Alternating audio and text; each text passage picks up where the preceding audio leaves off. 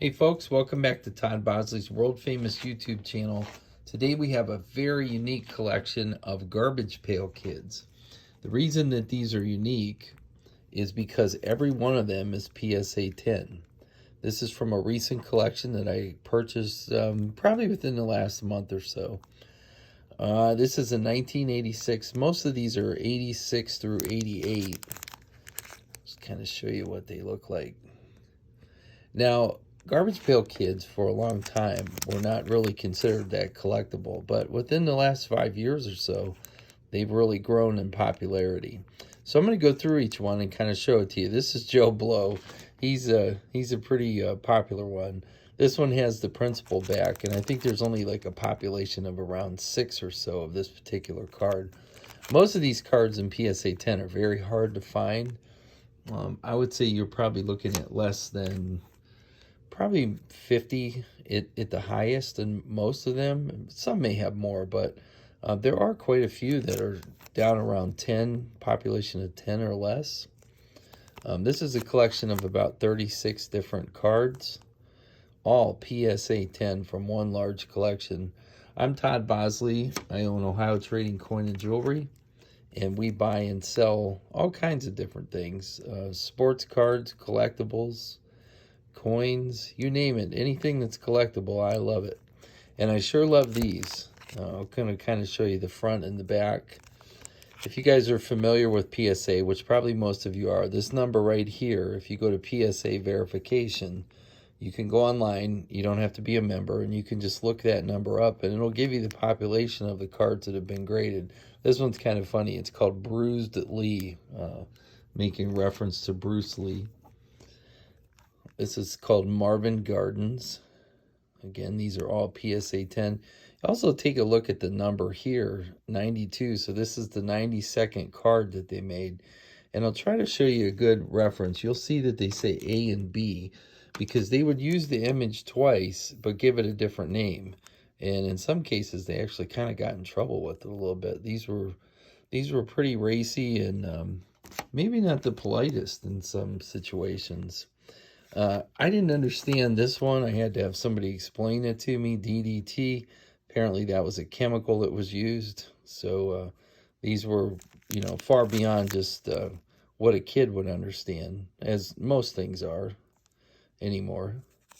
But this is the front and the back. I just thought it's a really neat collection. I wanted to share it with all of our viewers.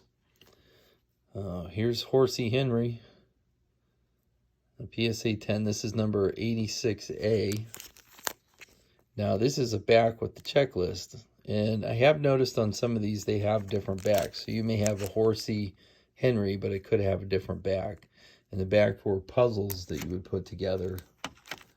And they made millions and millions of these cards. In our area, here is Kit Spit. Anyhow, that's a pretty interesting one. In our area, we have a large chain closeout store, and I know when I was a kid, so this would have been in the mid-'80s, you could buy boxes of these cards for 10 cents. Here's Beaky Becky, and this is number 99A, so there would also be a 99B, but this is the 99th card that they ever made of this particular garbage pail series. So a lot of these would be probably Series 1 or Series 2. Kitty litter. This is 159B, so this would probably be more in like the Series 4 or 5. I'm just guessing. If you guys know, you can let me know. I really like these a lot. Well, that got in there by accident, I guess, but that's still a very nice Mickey Mantle. Wow. Mickey Mantle 1961 PSA 8. Gotta like that. Okay, here we go. Harriet. It's number 150A. And that's the back of it. Sometimes it's fun to just stop your computer or your TV and read some of the stuff that's on the back here. Here's Teddy Bear 164A. There's also, I'll show you right here, There are some that have the copyright and there's some that do not. So some will say they have the copyright and some will say they don't. Okay, here's what your completed green border puzzle will look like. That's kind of scary. So you would put all of these together and they would make a puzzle on the back. Apparently after you use the sticker, then you would be able to use the back. Here's Overeaten. I guess he did. That's number 518B. So this would be a much higher series, but still it's PSA 10. Then the back looks like this. Here's Ruby Cube, Playoff Rubik's Cube. PSA 10, number 163B. Now so there would be a 163A that would be different. This is a much higher number, 302B. This was made in 87. This is Artificial Mitchell. Then just a puzzle piece on the back. Duplicate. 330B. There's the back of that. These are very interesting, and I think as far as a long-term investment, these probably are a really great deal. You can get a lot of these PSA 10s. They range between 100 to 400, sometimes more. Some of them go into the thousands, depending on which one you're looking for. But you can still get a lot of these cards that are under, 300. Here's the Elastic Elwood, and that does have the copyright with it. 272A. You can still get a lot of these cards, though, they're affordable. And PSA 10s are just, these were made in 86. It's still a very hard piece to find. eBay is a good place to find this kind of stuff. Sometimes they have them on Amazon. You just got to watch the pricing. I think the issue with a lot of these, though, was that the sticker would peel up. And the centering is always a problem on Garbage Pail. So when you grade a PSA 10, you're going to be looking at this border all around here. You're going to be looking at the edges, that they're sharp, that the color's right. So in my estimation, for as many as were made, there are few PSA 10s. That's what makes these pretty incredible. Just can't crack the jack. I like this one. That's number 58A. Now that's a good one. That's from 1985. Has a puzzle piece on the back. This is some harder stuff to find when you start getting under 100. And I know there's a couple of this one. This is Humongous. He's 124A. So the 124B would be the same picture, but it would have a different name. And here is J Spray. Okay.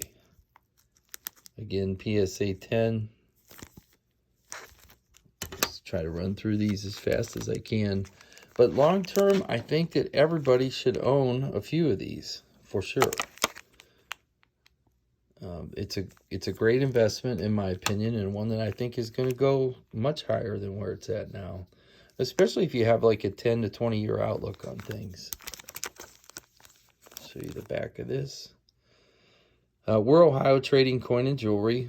We're located in Louisville, Ohio, and we buy collections. I will basically buy any collection that is worth money, and the more money it's worth, the more I like it. When you invest in things like this, where it's the best of the best, that's sure to go up. I also like wax boxes, though. I have to tell you, I own a lot of Garbage Pail wax boxes because I think that those long term, especially with all the different people on YouTube that are opening all the boxes and stuff, I think there's going to be a shortage of these boxes. So I see that being also a great investment. But at the same time, you may have to open 50 boxes to get one PSA 10. I don't really know the ratio for sure, but I know for the millions that they made, if you look at PSA, there are very few PSA 10s. I was actually very shocked by it. I always make this comparison in my videos, but I went to buy a Tiger Woods rookie card, and they were like $300, and I thought, well, that's not very much money. But then when I looked at the PSA, when I put this number in PSA verification, I realized that there were like 11 or 12,000 PSA 10 Tiger Woods cards. And I thought, well, that's not a good investment, at least to me. I just think that's too many. Tiger Woods is a great golfer. So it's not to take anything away from him, but they just really overdid the amount of cards that they made. When you have 11,000 PSA 10s, that's crazy. Okay, so we were talking about Humongous earlier. Here's 124B. This is King Size Kevin. So you can see what they did with these cards. They made two different versions. Well, they made this two versions with different names, but it's the same artwork. And that one has a different back. Okay, here's Earl Painting. Kind of like that guy. He's number 178A. And then you can see the back. There's lots of different stuff on the back. Again, for the time, this was one of those cards. And this is the last card here, Double Heather. Now they had a different name for this particular card that was very controversial. And I don't have that one in this collection. I've had it before. 1985 Garbage Pail 49A. And this was very controversial. Anyhow, I'm Ohio Trading Coin and Jewelry. If you have anything that you want to sell, I'm buying. And if you're looking to buy, anything that we have on our videos is for sale. I would encourage you to take a look at all of the different items that we have. Well, that wasn't good. Luckily, they're protected well. But take a look at all the different items that we have. We have a lot of neat stuff for sale. And if you're in the Louisville, Ohio area, please stop by or make an appointment. We do a lot of expensive coins, a lot of paper money, a lot of baseball, football, basketball cards, and we do garbage pail. So if you're interested in selling, let me help you find the right buyer. Don't just send it to an auction. Don't pay the 30 to 50% that they get you for. Check with us first and let's see what we can do for you. Thanks for watching. My phone number is 330-323-9775. That's my cell phone, 330-323-9775. Feel free to call or text. Thanks for watching. Bye-bye.